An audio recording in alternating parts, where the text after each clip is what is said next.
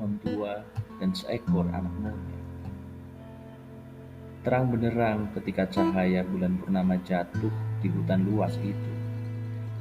Tak ada lagi dedaunan menghalangi bulan menyorotkan sinar yang tak lampu senter tersebut. Hutan itu telah menuju gundul.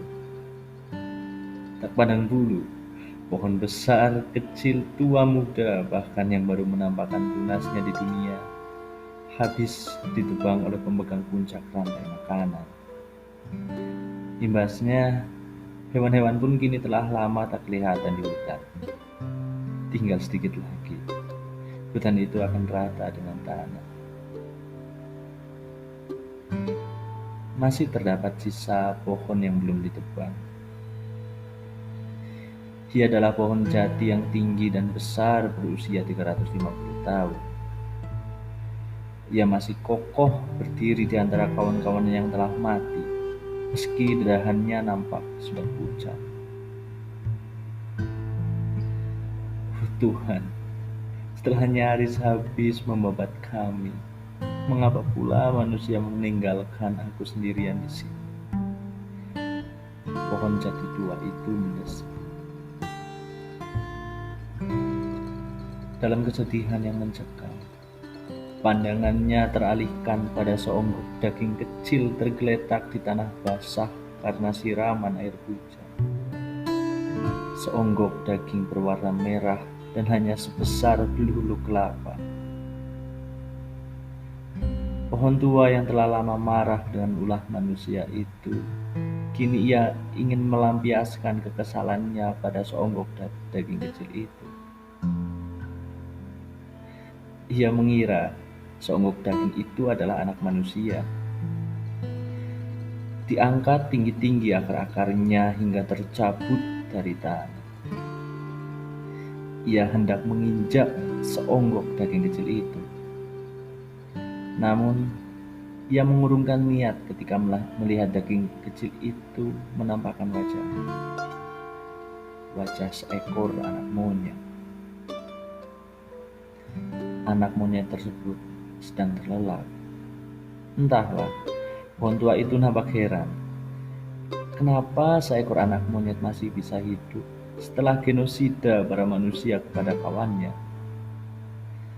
Tak lama kemudian, anak monyet tersebut membuka matanya dan meringis seperti tak punya dosa.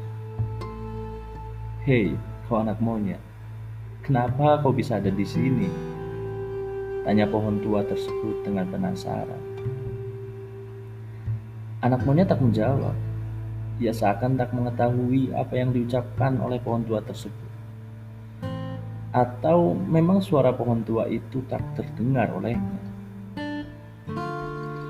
Anak monyet memandangi pohon tua dengan penuh heran. Ia membatin, mengapa di tengah lahan gundul masih ada pohon tersisa, bahkan hidup dengan rindang meski pucat. Sepertinya kau tidak memahami bahasaku, anak monyet.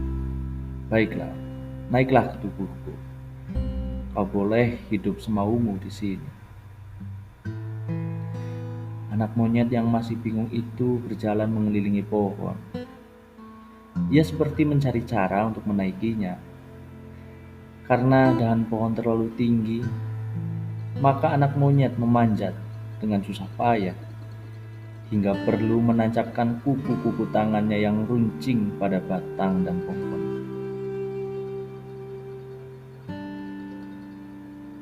Oh, sakit. Tapi tidak apa-apa. Naiklah. Malam itu, si anak monyet tidur dengan pulas di salah satu dahan pohon jati. Si pohon jati tua dengan penuh iba pun membiarkannya. Esok harinya, pohon tua terbangun oleh suara pekikan anak monyet. Mungkin si anak monyet tersebut sedang memanggil kawanannya yang entah kemana, atau mungkin pula ia mencari ibunya. Dari pagi hingga malam, anak monyet tiada henti berteriak. Sampai pada tengah malam, teriakannya berhenti menjadi isak tangis. Pohon tua itu pun bingung. Barangkali anak monyet itu berteriak-teriak karena lapar, sedangkan pohon jati tak dapat menghasilkan buah-buahan untuk anak monyet. Ia hanya memiliki dedaunan yang rindang. Semalaman penuh hingga matahari menjelang, anak monyet itu tak bisa tidur karena lapar. Pohon jati merasa kasihan. Ia menggugurkan daunnya pada si anak monyet dan berharap ia mau memakannya. Tetapi anak monyet ini tidak menghiraukan daun-daun yang jatuh tepat di mulutnya. Hingga karena perut semakin lapar, anak monyet pun mengambil salah satu daun lalu mengunyah. Lama-kelamaan ia menjadi lahap memakan daun jati. Entah memang kelaparan atau rasa daun yang telah menjadi beda. Sementara untuk minum, ia menghirup air hujan yang menggenang di dalam kolam kecil di bawah pohon dengan akar sebagai sisi-sisinya. Sesungguhnya itulah air yang selama ini menghidupi si pohon jati ketika hujan lama tidak turun. Meski berwarna kecoklatan, tapi hanya air tersebut yang dapat ia minum. Setiap terasa haus, si anak monyet selalu turun untuk menghirup tandon air itu.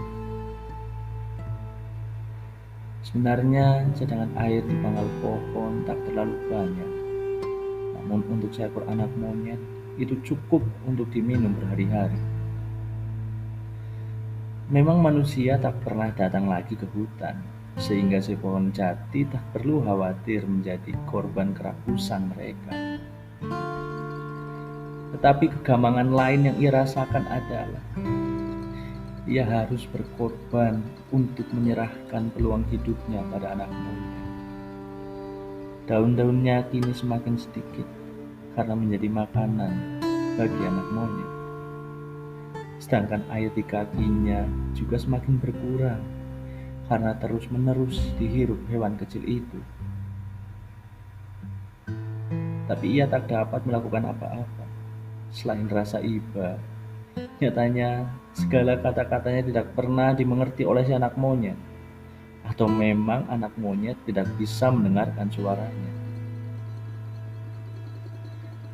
Hingga pada suatu hari, daun-daun pohon jati tua tersebut tinggal tersisa satu lembar yang berada di puncak paling tinggi. Anak monyet itu pun memanjat ke pucuk pohon untuk menggapai sehelai daun tersebut. Begitu sampai pucuk, dimakanlah daun itu. Lalu ketika ia hendak turun untuk mengambil air yang juga tinggal sisa-sisa terakhir, tiba-tiba ranting yang dipanjat oleh anak monyet patah karena sang pohon memang sudah tak memiliki tenaga lagi. Anak monyet terjatuh dari puncak pohon tua itu. Malahan, tubuhnya tertancap pada salah satu ranting pohon tua itu hingga menembus rongga dada. Darah anak monyet itu bercucuran. Pohon tua yang tak memiliki tenaga lagi, tak mampu melakukan apa-apa pada tubuh anak monyet yang telah tergeletak sekarang. Anak monyet itu pun mati. Si pohon tua ingin menangis sejadi-jadinya, namun ia sudah tak memiliki air mata yang dapat diteteskan lagi. Ia sudah tak memiliki apa-apa. Pohon tua hanya bisa meratapi nasib si anak monyet dan juga nasibnya sendiri. Waktu melewat, hujan tak juga turun. Para manusia tak juga kelihatan datang. Ganti pohon tua itu yang kini, sekarang, ia telah meranggas, kering sejadi-jadinya.